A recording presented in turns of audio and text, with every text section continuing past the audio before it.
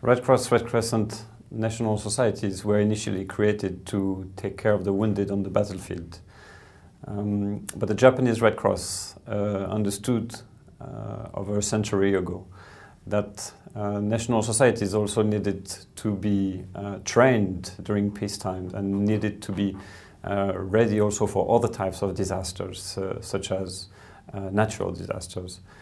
It is in this spirit that the Empress Shoken created the fund in 1912 in order to help national societies worldwide to develop their activities during peacetime.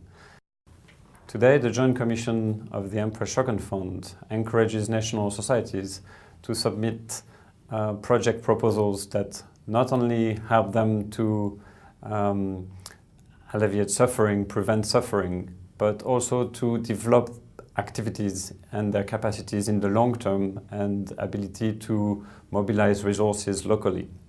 Project proposals by Red Cross, Red Crescent national societies can be for various types of activities that can be health-related, disaster response or preparedness-related.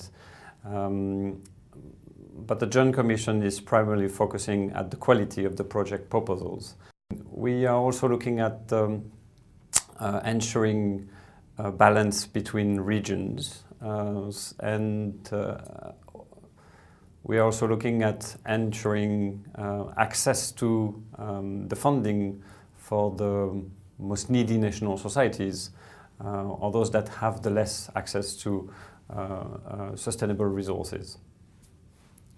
The selection of grants is traditionally announced on the 12th of April, which is the date of the Empress passing. And this is announced through the websites of the ICRC and the International Federation. As we aim as a global Red Cross, Red Crescent movement to better alleviate suffering and prevent suffering and vulnerabilities worldwide, the Joint Commission, in the spirit of the Empress, aims at more and more contributing to help national societies develop their domestic capacities to be prepared to respond to any kind of emergencies.